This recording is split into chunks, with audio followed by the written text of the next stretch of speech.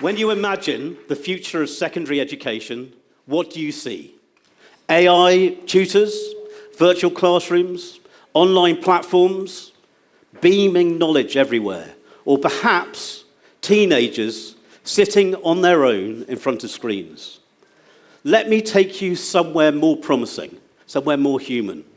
Picture a school where teenagers don't just learn algebra and history, but they learn how to live together, how to get along, how to build relationships, how to navigate conflict, and how to manage their time. Perhaps most importantly, they get to find out who they are. I'm talking about boarding schools. And today, I want to ask, is there a place for boarding in the future of secondary education? Let us start with the world that young people will be joining. The World Economic Forum tells us that the most sought-after skills are not technical. The technical bit is sort of a hygiene factor. It's assumed. Actually, the most sought-after skills are human skills. Things like emotional intelligence, teamwork, adaptability, problem solving. And here's the thing. These skills are not learned from textbooks. They're learned through experience. They're learned through living the experiences. And that's what boarding schools do. They offer a 24-hour community where learning never stops. Living together builds empathy. Leading a house project builds collaboration. Participating in a house project also builds collaboration and offers us an opportunity to develop an important skill, which is fellowship. In addition to that, balancing a very busy schedule of studies with sports and community responsibilities helps young people to develop decision-making skills and independence. Research from Harvard shows students in residential schools develop more resilience, self-control, and stronger social skills.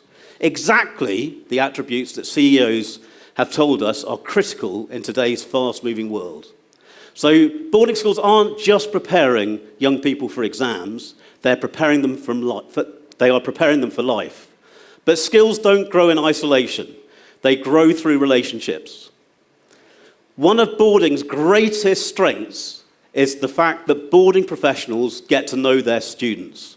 Think about it. Teachers and house parents get to see their students, their pupils, in the classroom, in boarding houses, at breakfast, playing sports, in co- and extracurricular activities, during evening study, and just around the campus. Teachers get to know their pupils, and the pupils get to know their teachers. They get to know each other as people. And the research is clear. When teachers know students deeply, outcomes improve. John Hattie, who conducted an analysis of over 80,000 studies into what works at school, found that the teacher-student relationship has an effect of 0.72. Now, that probably doesn't mean very much to you, but the study also suggests that an effect size of 0.4 is the same as about 1 year's worth of schooling. So 0.72 is nearly double that. Nearly 2 years' worth of schooling. So it ranks, that teacher-student relationship ranks as one of the most influential factors in learning. What does that mean in plain English? It means when pupils feel known, trusted, and supported by their teachers, they learn faster and deeper. Their learning is accelerated. And that's exactly the kind of relationship that boarding schools make possible. In boarding schools, educators get to see pupils' strengths and their challenges long before they turn up in test scores. That understanding allows them to adjust the way they teach, adjust the way that they support the students. They get to differentiate their teaching and support to match the needs of the individual student as an individual learner. At its core, boarding brings back what matters. It brings back connection. And that connection helps teachers to motivate, personalise, and build confidence. Now let's talk about time. Last week, I read an article that told me that in Bangalore, students spend 3 hours commuting to school. 3 hours. That's 15 hours a week.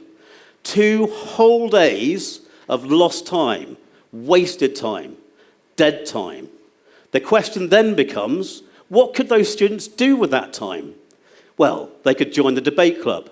They could practice their musical instrument. They could code an app.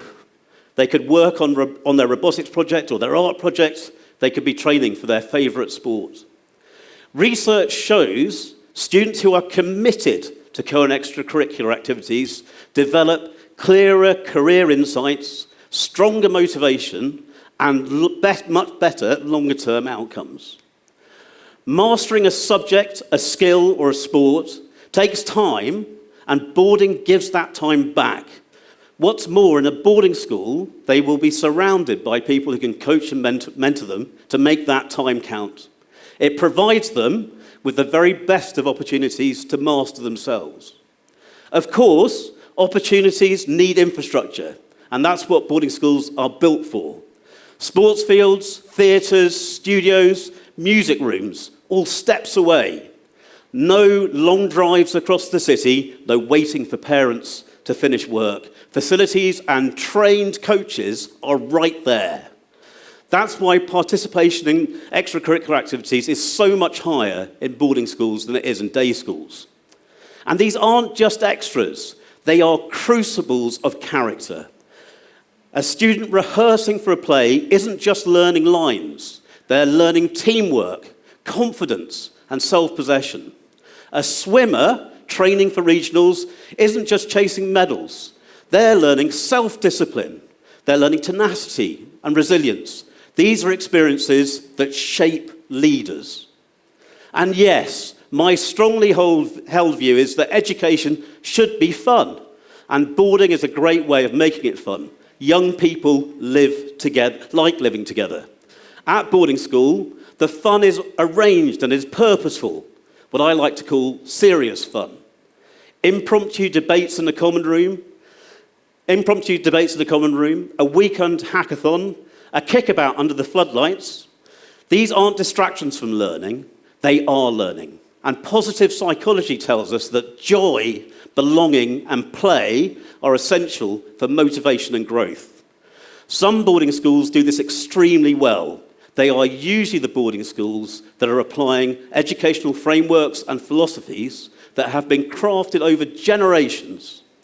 Done well, boarding creates a community that is fun, formative, and deeply human. So let's return to our question. Is there a place for boarding in the future of secondary education? Absolutely. Boarding cultivates the very soft skills that are so sought after. It deepens the teacher-student relationships that accelerate learning and development. It reclaims wasted hours and reinvests them in growth. It provides facilities and the mentors that are needed to promote mastery, and it builds communities of purposeful fun. At their very best, boarding schools aren't just places to learn, they're places to become. And in a world that desperately needs adaptable and empathetic leaders, it's a kind of education that shouldn't be optional. It is essential. Thank you.